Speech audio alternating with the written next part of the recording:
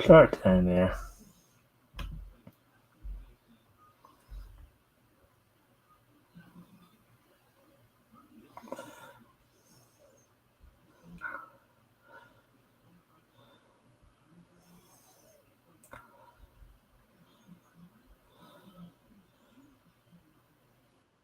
Hello, everybody.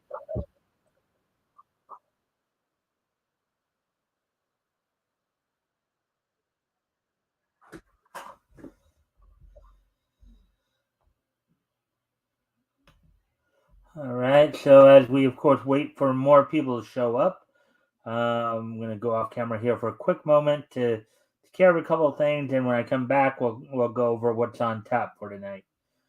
So, with that, I'll be right back. I'll put some music on while I'm gone. So, here we go.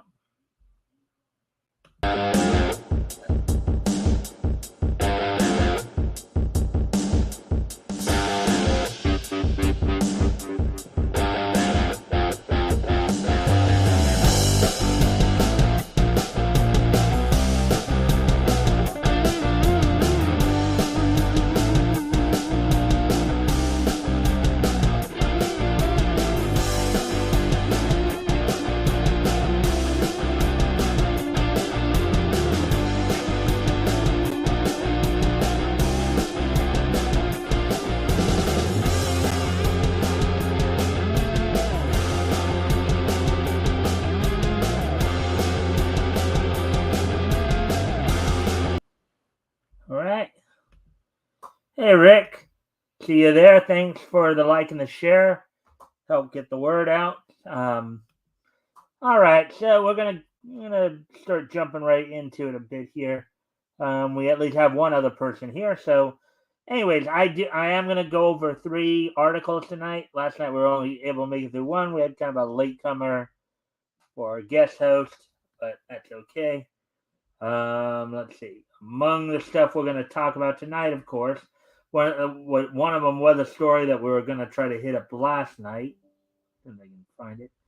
A report coming out that Disney had canned a 10-episode, basically canned a 10-episode anime they were doing, Alien versus Predator. We'll be taking a look at that. Also, among the other things we'll talk about, of course, there's a rumor going around that Marvel Studios scrapped a Nova project on its Disney Plus service. May bring it back down the line. And then, of course, the other thing we're going to talk about, um, Gabe Eltabe reacts to a resurfaced page of John Constantine kissing the devil in a bathroom. We'll take a look at that as well. So those three articles plus the wrestling wrap up, and of course this day in each history. With all that being said, why don't we go ahead and get started?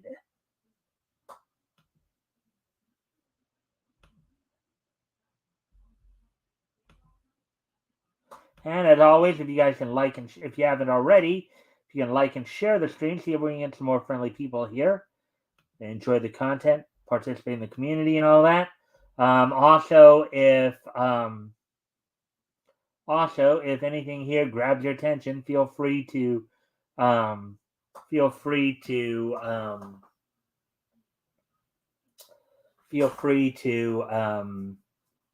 comment and or ask questions. I'll try to answer the questions to the best of my ability. So with that, why don't we go ahead and get started here?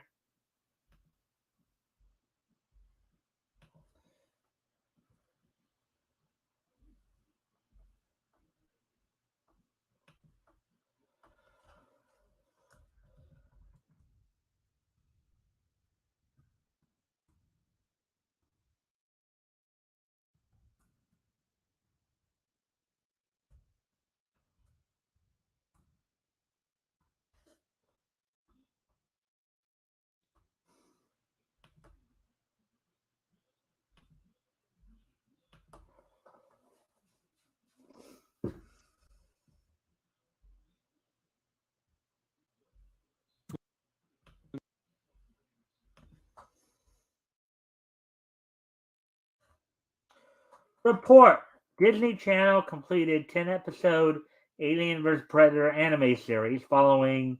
Disney Canned completed 10-episode Alien vs. Predator anime series following 20th Century Fox acquisition. Article by Nerdigans published back on August 11th, which was a little over a week, almost 2 weeks ago, a week and a half ago. So here we go. A new report seemingly reveals that Disney canned a completed 10-episode Alien vs. Predator series following their acquisition of 20th Century Fox in 2019.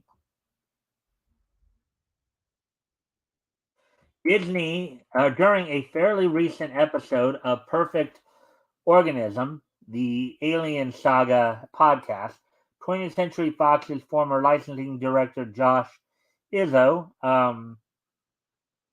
talked about Alien vs. Predator anime series reportedly canned by Disney.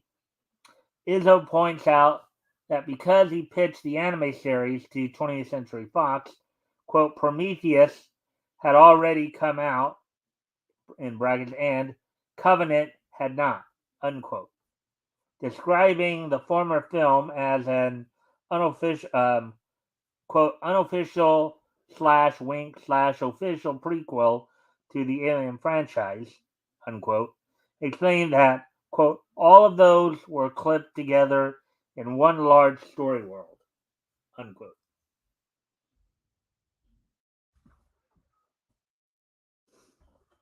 The former Fox executive notes, quote, at Fox, at the time there was nothing that would be considered a franchise or a brand name.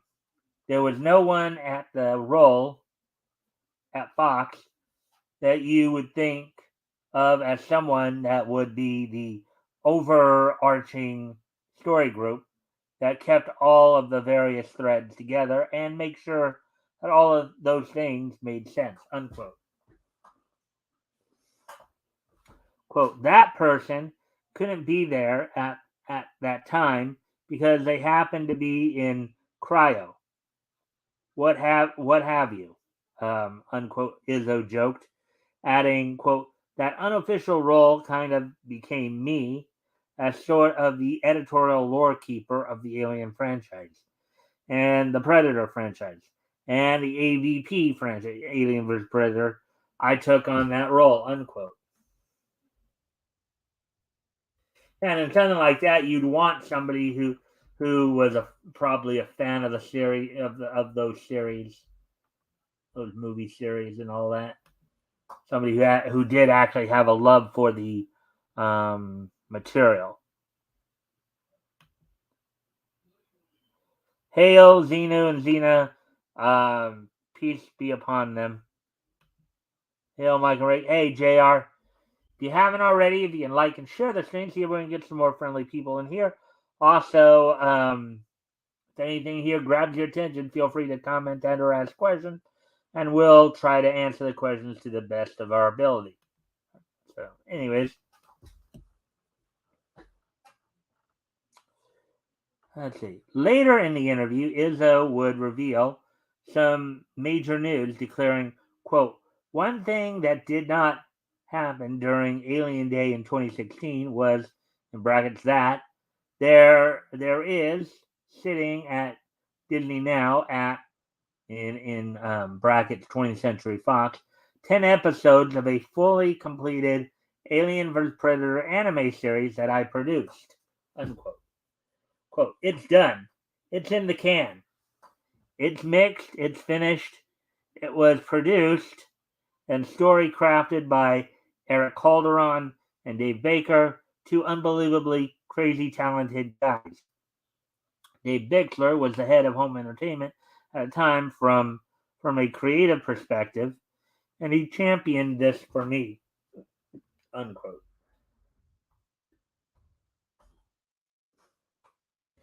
Izzo recalls reaching out to Jeffrey Godsick, who at the time was head of consumer products, to present his idea for the Alien vs. Predator anime series. Quote, I said in smaller quotes, hey, listen, I want to pitch this idea of a directed DVD Alien and or Alien Predator and or Predator animation that we, the consumer products division, can sell against. Let us be the masters of our own destiny, rather than waiting for theatrical whenever a movie decides to come out. Unquote.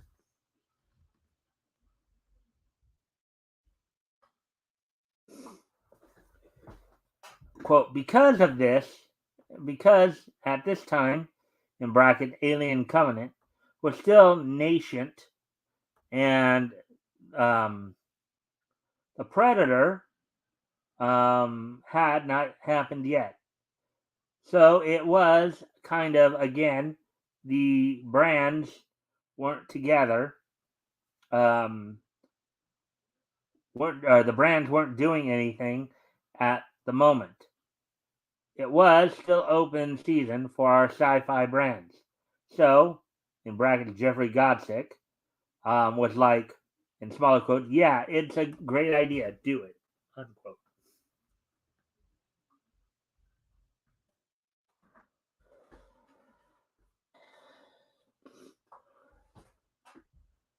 Izzo even mentions that a number of factors, contributed to this completed Alien vs. Predator animated project being pushed back by 20th Century Fox, including Ridley Scott coming back to produce and direct Alien Covenant, Shane Black pitching The Predator to the studio, and the bad rap the 2004 Alien vs. Predator movie, which made executives frown upon the idea of another project. So it sounds like he had an uphill battle to get this project done.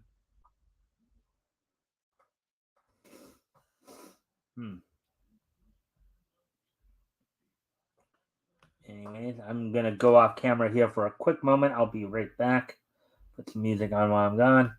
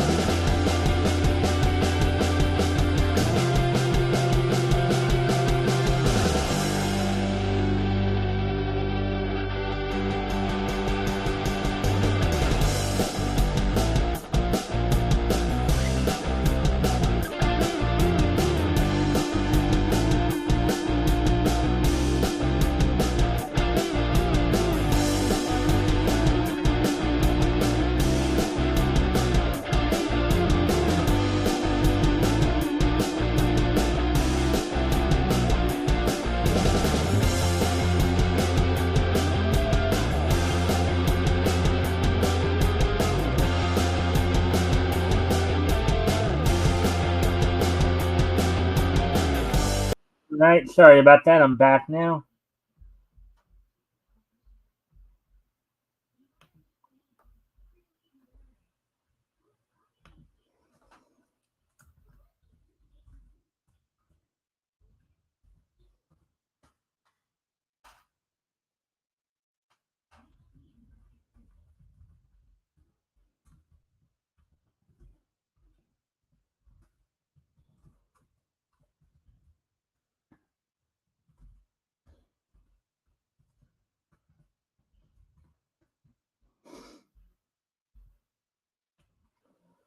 Alright, so anyways, the anime director and mechanical designer Shinji Aramaki had also been rumored to have been part of the project. Confirmation came from the director himself, who took to social media to address IGN's report on his interview. Quote, it was completed almost 7 years ago, unquote, Aramaki further confirmed, lamenting, quote, and unfortunately, I don't know why they didn't release, unquote.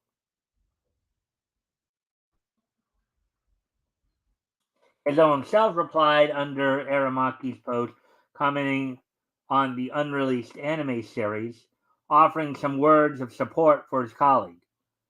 Quote, Aramaki-san, unquote, Izzo prefaced, phrasing, quote, you and your team did an amazing job on this anime. Still, one of my favorite projects, unquote. He then concluded, quote, I would love for it to come out one day. I hope you're well, and if I come back to Tokyo, I'd love to meet up again, unquote.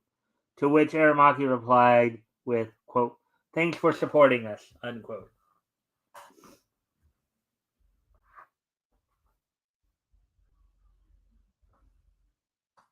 According to a report from Anime News Network, Aramaki shared more details about the Alien vs. Predator series at his Otakon panel, um, showing some of his designs from the canned anime and confirming that he was also the series director.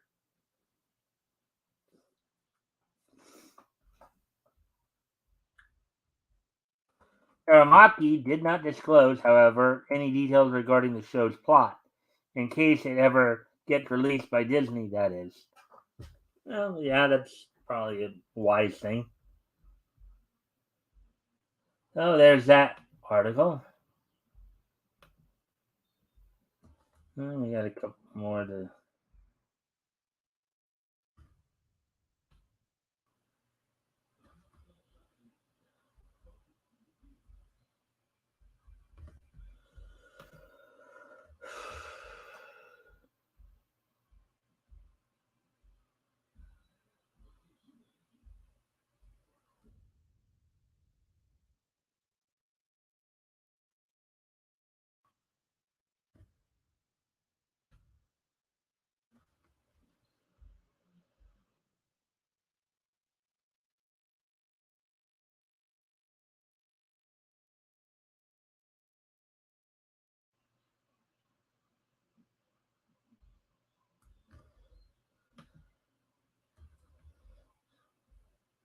All right, just as I said, just working my way back.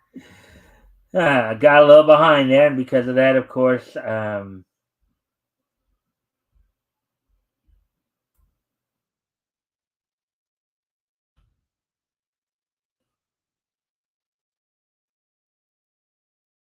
right, here's actually the next one we're going to look at.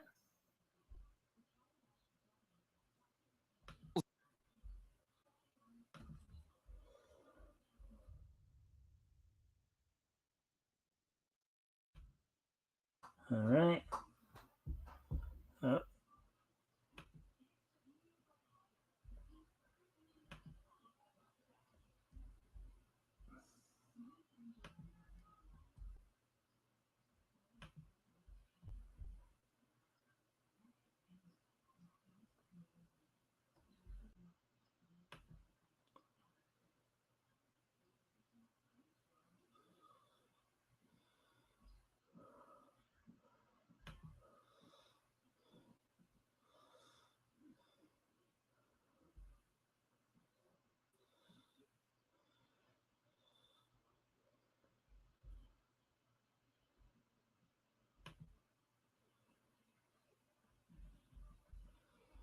alrighty then.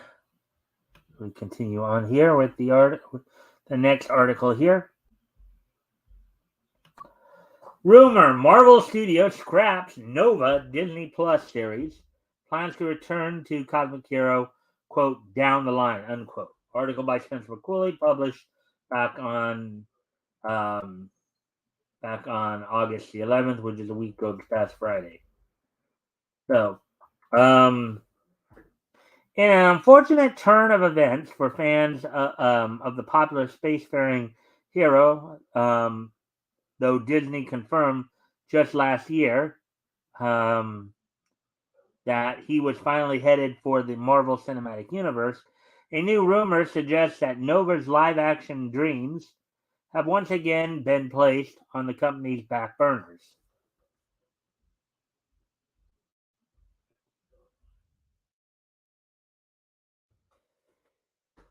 A fan favorite amongst comic book readers, Nova's arrival in the shared cinematic universe has been teased as far back as 2018, at which time Marvel boss Kevin Feige not only revealed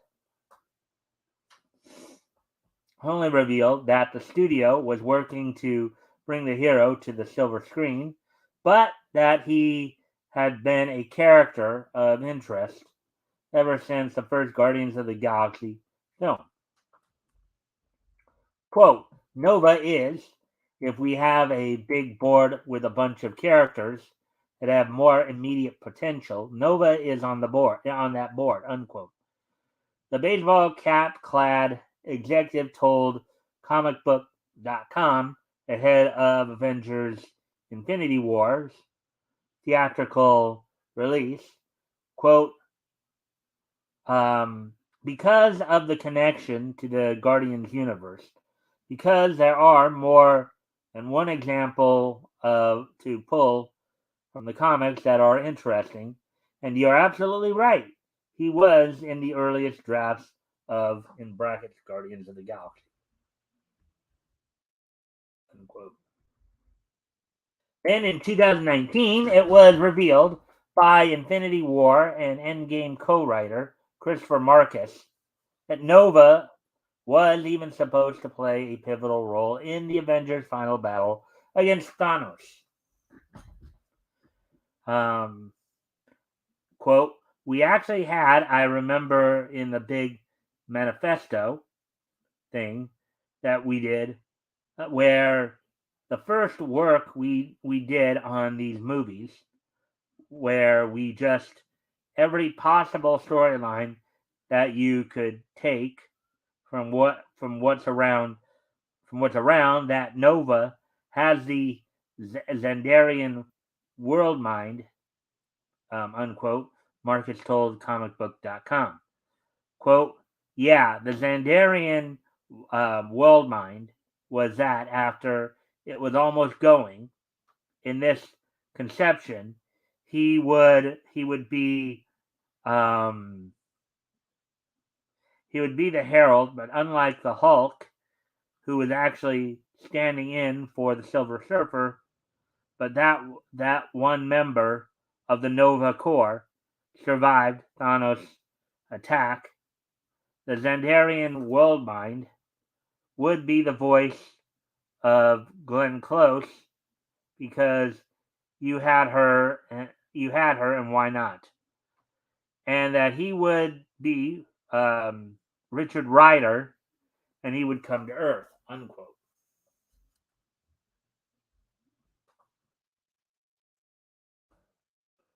I guess there's Nova Prime right there with Glenn Close. Roll.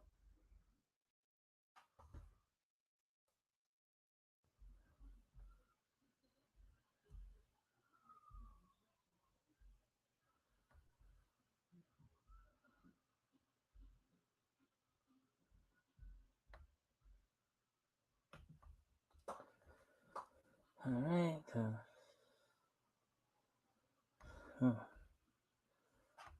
What?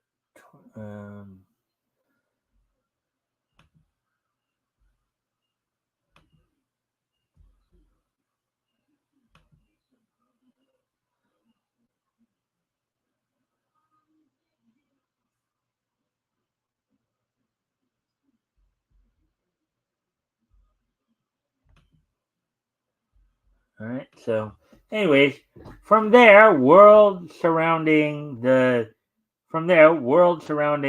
human rocket would go radio silent. I think it's supposed to be word, not world, until March 2022, when it was announced that Moon Knight writing team member Sabir Perzada had been tapped to pen a project starring the human rocket. Notably, at the time of Perzada's announcement, it was unknown whether or not his project would be a film or TV series, nor which incarnation of the hero, Richard Rider or Sam Alexander, would be the protagonist.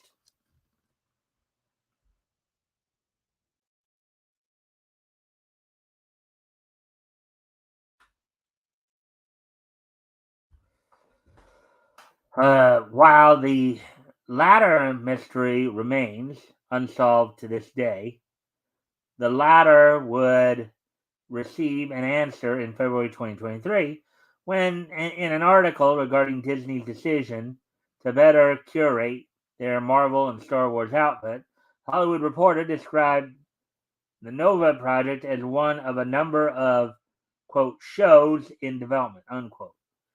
Now, roughly 6 months later, it seems Nova's takeoff has been indefinitely grounded. So I guess it sounds like Disney may have got busy with other projects and just kind of let Nova kind of let the interest for Nova kind of die out here.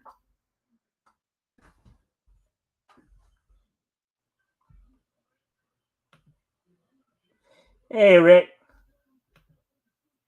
Saying hey to JR.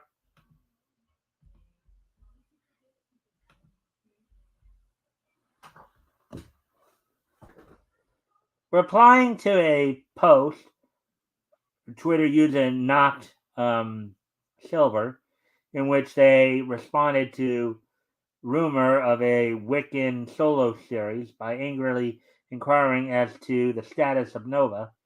Noted film scooper My Time to Shine Hello claimed that, quote, the Nova show has been scrapped, unquote.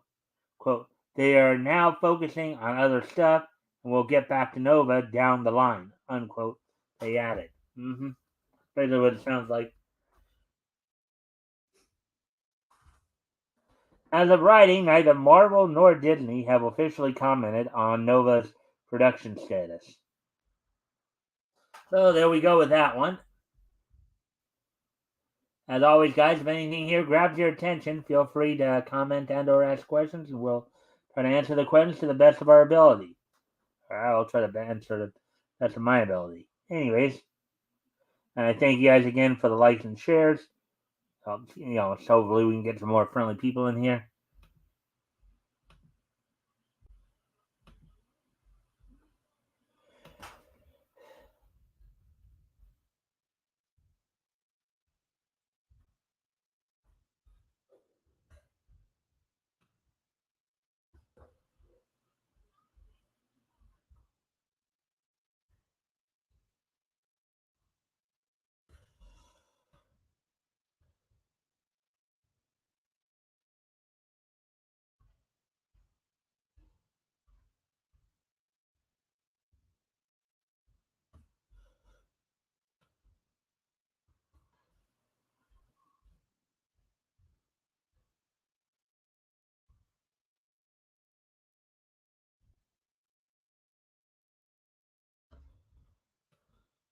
All right, we do have one more that we're going to do tonight. As soon as I track it down.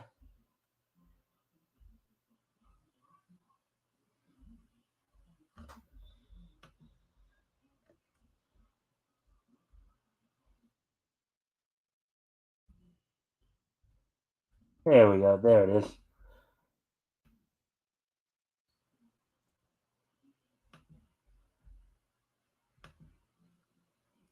All right. So here's the. Well, let's see. Depending upon time, yeah, this might end up being the last story, or we might add another one. We'll see. All right, now I really have jumped ahead here a few days. So, former DC colorist Gabe Eltabe reacts to resurfaced page of John Constantine kissing the devil in a bathroom.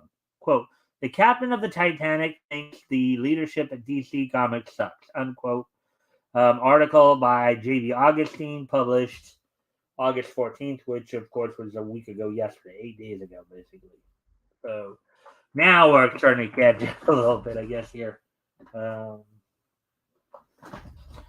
DC isn't shy about playing around with its decades-old characters anymore, especially in terms of their sexuality, whether or not they are normally written as gay or sexually fluid.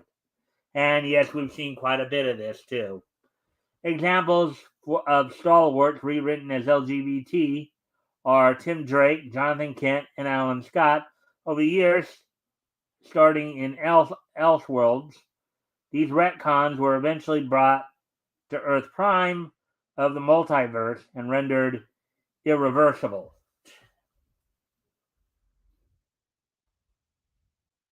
And I'm sure the creators of said characters, if they're dead, are probably turning over in the grave, and if they're alive, are not too happy about it, about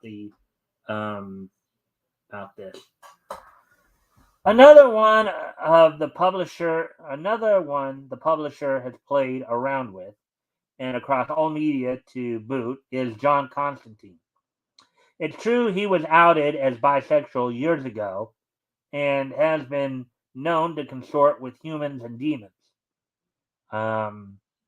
But DC kept raising the ante to more ridiculous proportions. Look no further than the DC animated universe to see what we mean.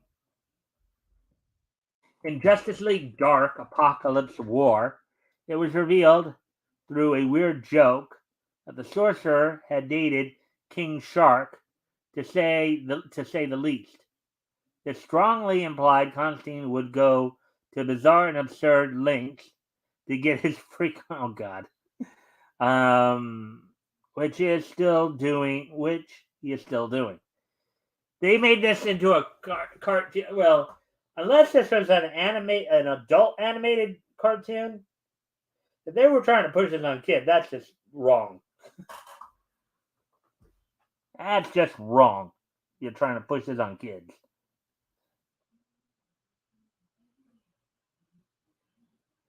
He may have topped himself in a confusing moment of fridge nuking.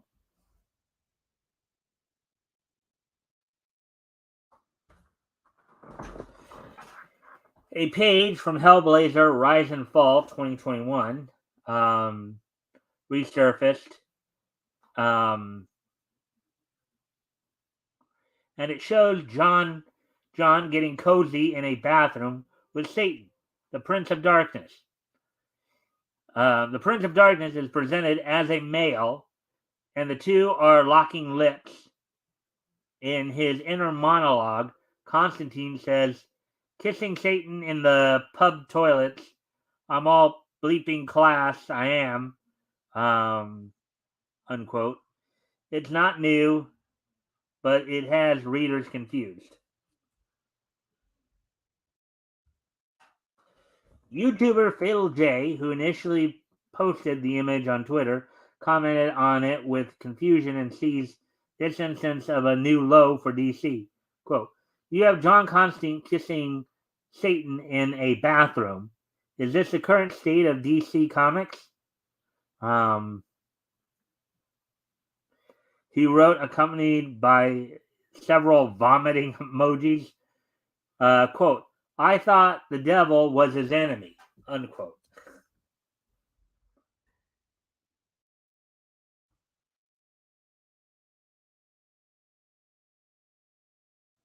Oh, yeah.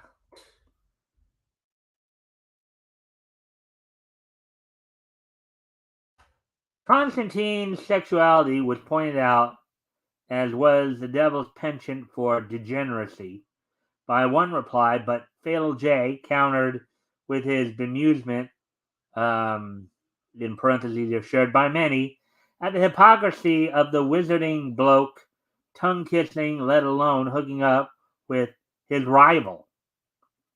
When you consider his alliances in the DCU, and that the devil is the enemy of all mankind, it's no wonder people are stunned.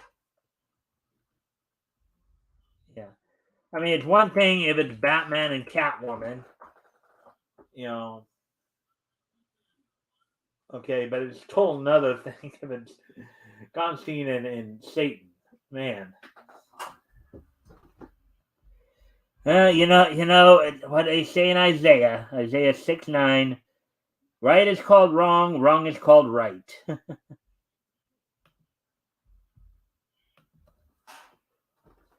No one gets more stunned or outraged by creative stunts like these than former DC employees, and one of the most outspoken is illustrator Gabe Eltaeb.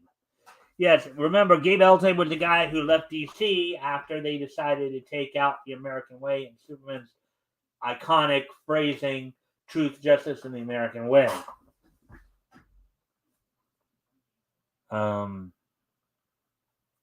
He left the company in disgust after they changed Superman's motto and has explained the circumstances of his departure several times since. Now they've given him extra justification plus more proof he made the right call. Quote, yes, this is from 2021, in brackets, but it's making the rounds today, unquote, Eltaeb wrote in a repost, quote, Constantine making out with Satan like perverts cruising. Any wonder why I left at DC Official? The captain of the Titanic thinks the leadership at DC Comics sucks, unquote. DC's leadership is publisher Jim Lee, whom Eltaeb has discussed his differences with in the past.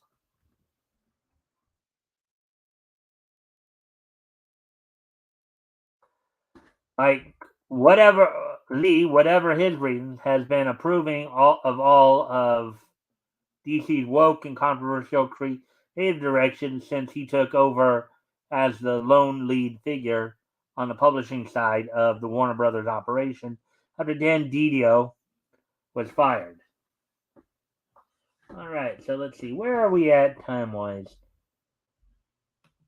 Let's see. 37. Maybe I'll go with one more story here. See what we can find. Let's see what we can find here. Maybe I can get in one more story. And it's kind of a special bonus.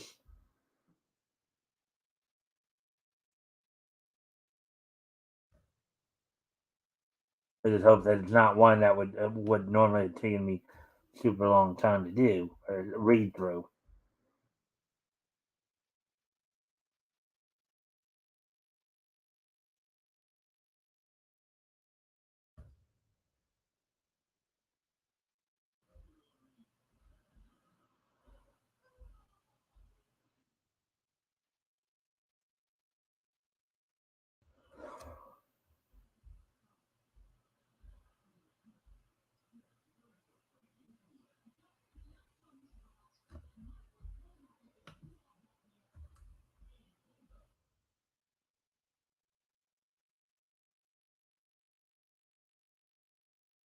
All right, so there's that one. Let's see. Go up here.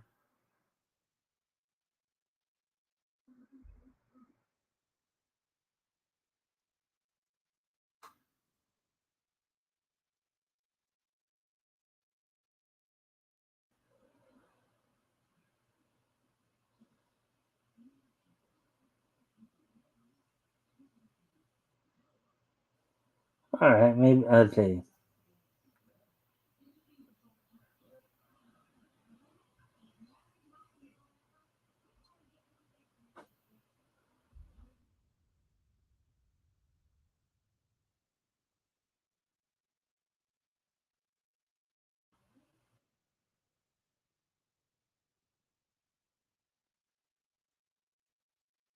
Let's just trying to see if I can find something of interest here. All right, well, do this one right here. Move ahead a little quicker here. And we've also been talking, there's been a lot of criticism on this show too. So we talked about it in previous articles as well. We went over previous articles. So, quote, My Adventures with Superman creator Jake Wyatt doubles down on series art direction, says, quote, heavily redesigned, unquote, characters are yet to be introduced. Article by Nerdigans Inc. published 1 week ago on the 15th. So we're at least getting to that. As DC's anime-inspired rom-com My Adventures with Superman faces backlash over its creative decisions. Series creator Jake Wyatt confirmed more, quote, heavily redesigned, unquote, characters are on the way. I think that's supposed to be code for woke characters that we like, but you fans don't. My Adventures with Superman has already faced fan backlash due to its radical changes, including the titular character's separate physical change, costume change being replaced with a magical girl transformation. Its Bishonen depiction of Deathstroke, as well as masculinized and race-swapped villainous Livewire. Yeah, among other things. And I'm sure, and we've heard a lot about people complaining about the art style too. Um, Animation is not looked at too highly as well.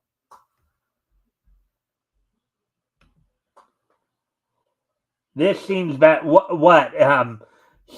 My Adventures of Superman? Yeah, a lot of people have been panning this thing, Rick. Remember, we were even talking about it. Remember, I told you I didn't get past the first 5 minutes when I tried to watch it. So,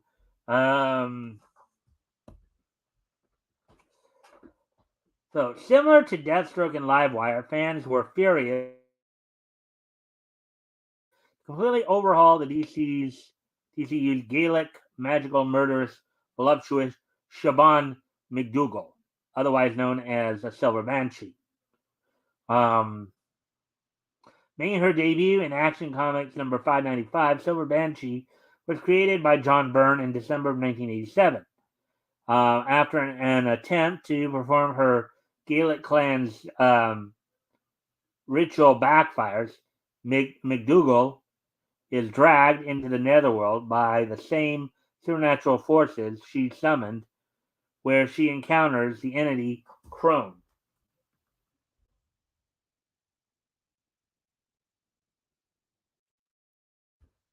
In exchange for her late father's missing occult book, Crone transforms Shaban into Silver Banshee, granting her the abilities of super strength, endurance, as well as her signature deadly death stare, hypersonic screams, and wails. In the newest iteration of the character, as seen in My Adventures of Superman, or with Superman, the once nearly invincible Gaelic magical monster of the has been reduced to a blue-haired metahuman who depends on a sound amplifying helmet to use her toned down sonic abilities. Yeah, why go with the original source material? Let's just make, why not just utterly make up a new character? That would even be better. You wouldn't be getting roasted if, kind of. I don't know if it's because the episodes have run their course or what, but I think starting this week, My Adventures with Superman are not going to be reshown on Toonami. I don't know if that's just simply because they've run the season's run its course or what have you. I know that Toonami is going to start showing the latest Fooly Cooley anime grunge, I believe is what it's called, starting this week at midnight Eastern, Pacific, 9 Pacific. Anyways, in addition to removing the fantastical elements of her backstory, My Adventures with Superman replaces quest to find her father's missing book to making Intergang, a group she was never a part of in the comics, Metropolis's most respected gang.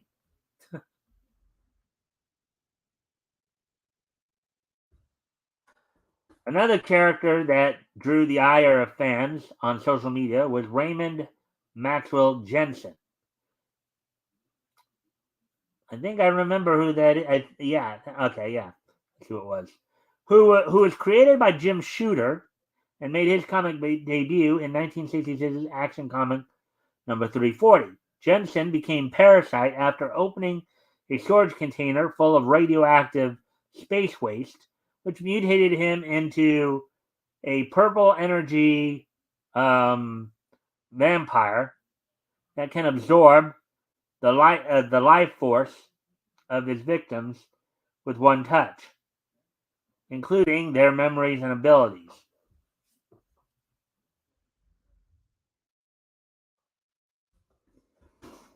Unlike Parasite's mutated counterpart, My Adventures with Superman introduces an original character named Anthony Ivo, who is equipped with the Parasite exosuit.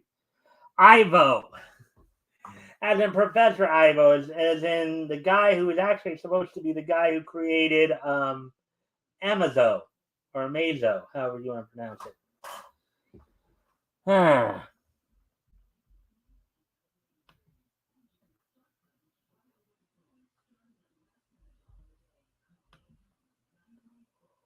They have a strange woman. They have a strong woman character and reduce her to a pathetic little girl. Yep.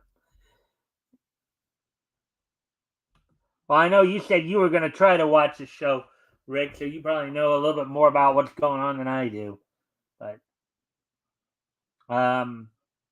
created with the help of assistant Lex, who fans speculate is Earth 12's Lex Luthor, the suit can only be effective against Superman if it is connected to a specific electrical grid. As of this writing, the latest My Adventures with Superman redesign to face backlash is the mischievous fan favorite Mr. Mix Yes Bitlick, who some fans have compared to balding divine imp from the fifth dimension, voiced by the late Gilbert Gottfried in the Superman the animated series and anime characters such as the Angels and Supreme Kais from the Dragon Ball series. Despite DC's latest animated endeavor facing massive backlash over the character's radical changes, Wyatt confessed that fans can expect the creators to take even more liberties going forward. So basically, what Wyatt's seeing this backlash and deciding that, rather than realize, okay, maybe I made a mistake, he's going to flip the bird and double down on everything.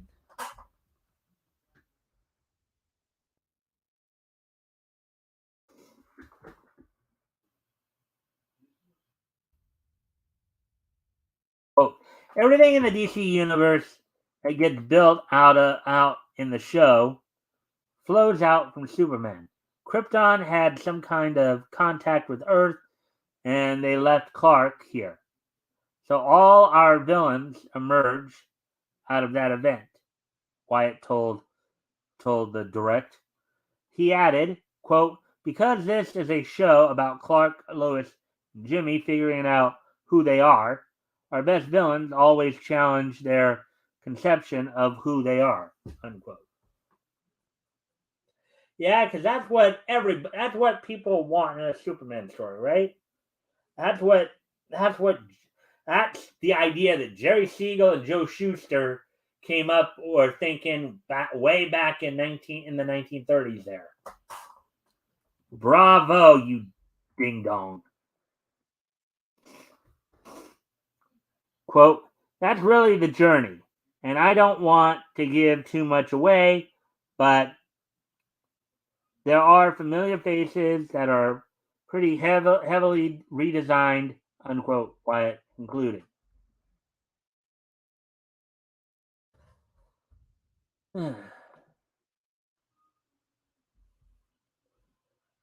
See.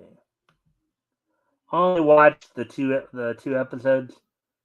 I might watch the rest when the season is done, and the more I hear, I am not sure I want to. Yeah, no kidding, Rick. The more you dive into these people's minds, the less likely you really want to participate. These creative liberties taken by the showrunners did not go unnoticed by fans who rushed to social media to air their grievances with the bold changes My Adventures with Superman has made to some of these iconic comic book characters.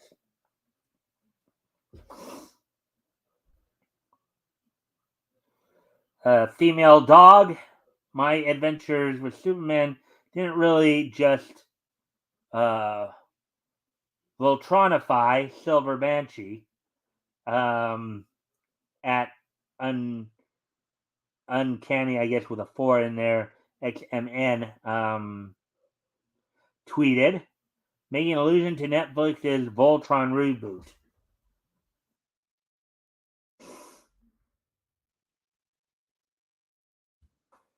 Sharing images comparing the villainess's comic book design from the cover of Supergirl Volume 4, issue number 11, Sound and Theory, to her tech-based counterpart in My Adventures with Superman, frustrated user at Moonstar Garth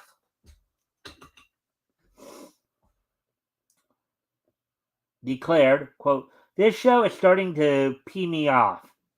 Is that seriously supposed to be Silver Banshee? I'm going to throw up." Yeah, well, yeah, that should tell you something right there when you got a show that's inspiring vomiting. When you have your fans basically telling you that what you're making for them is making them want to vomit, that should really maybe you should look in the mirror and realize, hey, maybe this is not the path to go down. Quote, my one complaint about My Adventures with Superman is the costume choice of some of the villains. At Make Mine Amalgam acknowledged, quote, the show is animated. The sky's the limit. Sharing images of Odessa Ray and Italia Ricci's live-action portrayals of Silver Banshee from Smallville Season 9, Episode 9, Escape, and Supergirl Season 1, Episode 17, Manhunter, respectively, the user further noted, quote, I'd say Silver Banshee looked like something out of the CW, but here's Silver Banshee on the CW.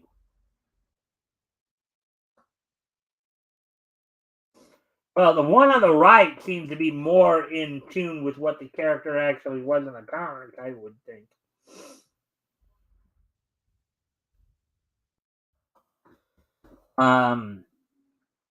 Quote, I honestly don't get it, unquote, admitted at DD Grayson after warning about spoilers from episode 4 of My Adventures of Superman. Quote, why did they turn Dr. Ivo into a tech-based parasite when they could have just used Amazo, his creation, who is already a tech-based villain and has the ability to steal powers? I'm guessing they combine them, unquote. There's an interesting point there. Excuse me a moment. I need to go off camera here. One more time, I'm going to put some music on real quick while I take care of something there real quick.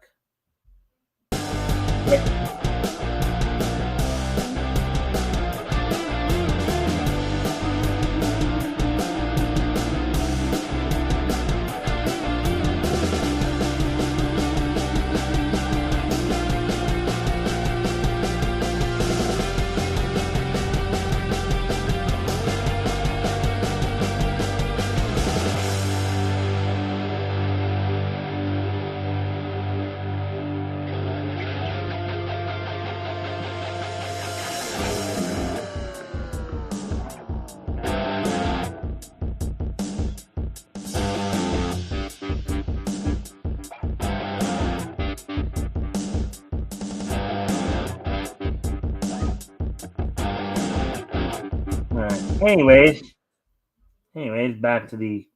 Let's see. We got a couple more. Well, it doesn't double down. Well, if he doesn't double down, he might have to work on work on rewrite the scripts to fit the real characters and go back to better designs for the characters. Yeah, they're not going to do that. Now, those designs look scary from the CW. As I was saying, the one on the right there does look more closer to her representation, I believe, in the comics, and at least from her what I saw on when Silver Banshee, the couple of appearances she made on Justice League Unlimited. Alongside a clip of Dr. Ivo's Parasite Exo Armor demonstration, at BuggyCon demanded, quote, "Could you bleepers stop making everyone tech-based?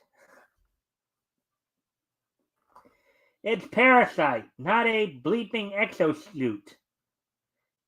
How much of a tech hard on do you guys have?"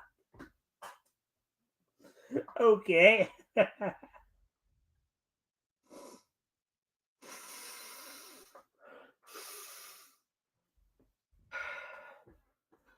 Quote, "That armor is supposed to be Parasite," unquote, at NB Yomi questioned, adding, quote, "an Iron Man knockoff," unquote.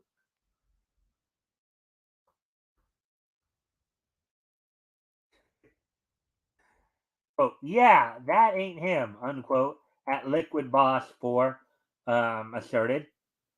Quote, "Making stuff look like anime won't make it better or bring in viewers. If anything, the hardcore anime fans will take an immediate disliking to it," unquote.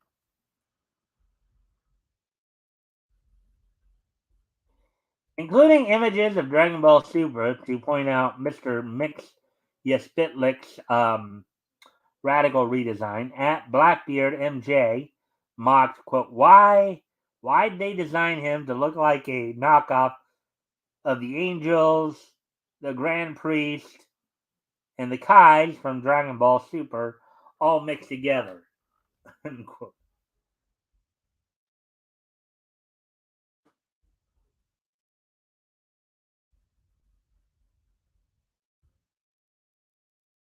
Retweeting DC's tweet promoting Mr. Mixia Spitlick's new design at Zentrion Hero, Zentrion the Hero, also shared images of various Supreme Kais from Dragon Ball Super, noting, quote, "What in the Dragon Ball Supreme Kai?"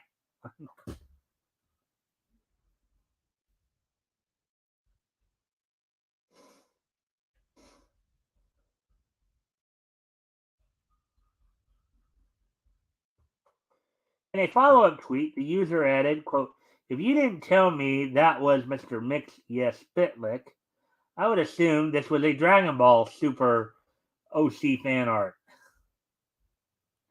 All right, so there we go with that one. All right. So I thought I'd try to add one in, and I still end up going to go over. I should have probably stopped after the previous one, but oh well.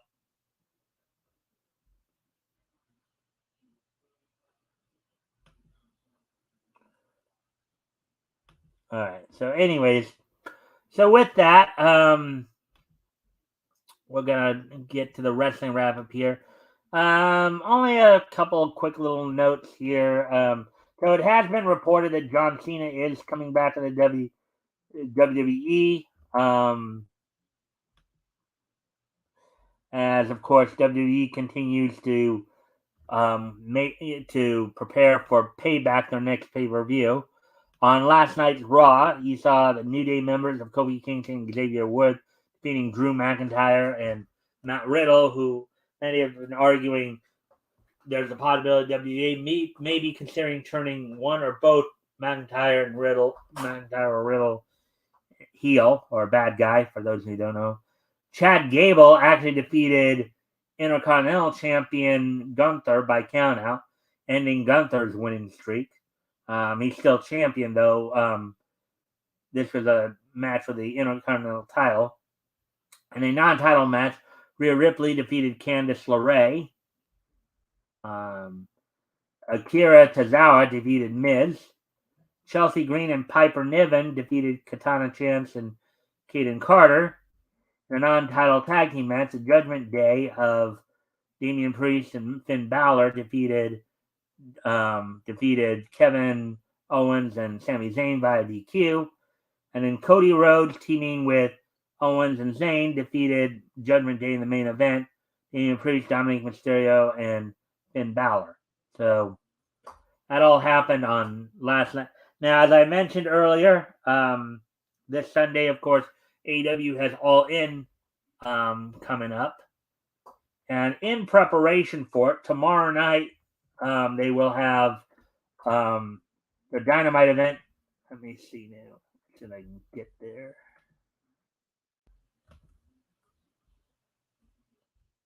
Of course, on tomorrow night's Dynamite, well, let me just find the location first here. So they'll be in Duluth, Georgia tomorrow, taping, they'll be doing the live Dynamite and also taping the Collision episode for this Saturday. As of course, they leave probably Friday for London. On tomorrow night's Dynamite episode, Fighter Fest 2023, will include in the main event, Aussie Open defends the Ring of Honor World Tag Team titles against the Hardy Boys, Jeff and Matt Hardy. Of course, heading into All In London, which they'll be defending on the Countdown show against Adam Cole and MJF. Ruby Soho takes on Sky Blue, and Ruby Soho will have the other members of Outcast in her corner.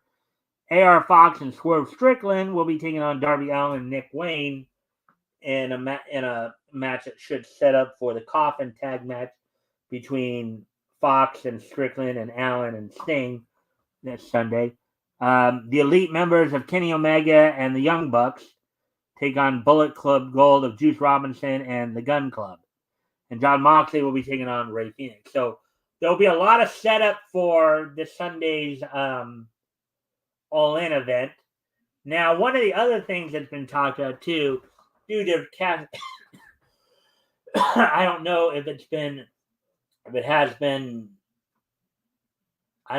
if there has been a change due to this, though.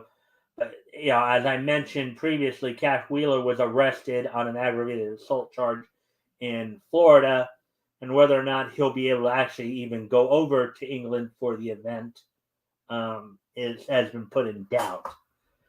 I haven't heard any news on that as of yet. As of what we know of right now, the FTR and the Young Bucks will still be having that match over in London. Still scheduled to go on. We're just gonna, I guess, wait and see what happens. We still gotta wait to hear what happens. I'm sure they'll talk about it on tomorrow night's. And as such, of course, I think they taped this week's Rampage episode last Saturday as part of the Collision showcase as well. So with that, we're going to also now we're going to go on to this day in each history. So today being Tuesday, August 22nd, 2023, we're going to take a look back at this day in each history. 73, 2008. And of course, the first thing I'd like to do is I'd like to wish a happy 50th birthday to actress and comedian Kristen Wiig. Now, from what I understand, Kristen Wiig has, I think, been on, she's been part of the LA comedy troupe here, but also from an animation perspective, she also lent her voice to various projects, including Roughnut Thorsten in How to Train Your Dragon franchise.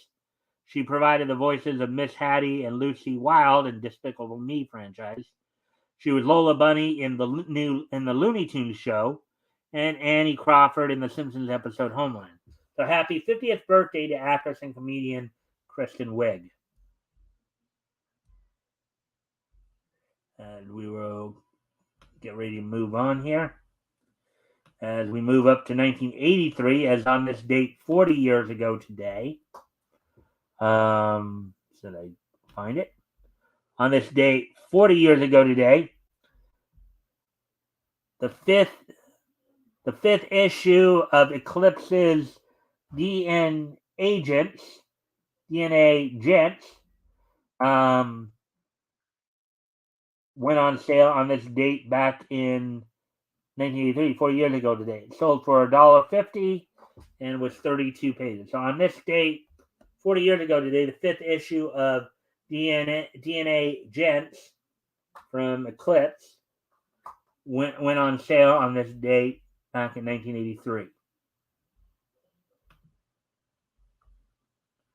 And finally, on this date 5 years ago today, in 2018,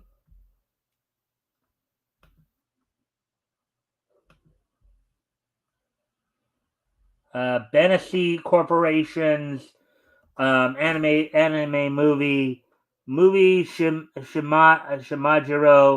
Maho no Shima no Daiboken premiered in Japanese theaters on this date 5 years ago today. Again, it's in red, so I can't access it to give you more information on it. But on this date 5 years ago, Benesi Corporation's anime movie Shimajiro Maho no Shima no Daiboken premiered in Japanese theaters on this date 5 years ago. So with that, I thank you guys for being here. Hope everybody enjoyed the show. And don't forget, of course, we'll be back here with more niche news tomorrow, as well as we will be this Friday. Of course, I'll have Apex from Apex Comic Con with me, as we'll be starting our coverage of December 1939 of our historical comic retrospect. We'll be going over books that went on sale from DC back in 1939, December of 1939. We'll be reading such features as Superman, Hawkman, and Sandman. So with that, I thank everybody for being here, and I will see you tomorrow. Bye.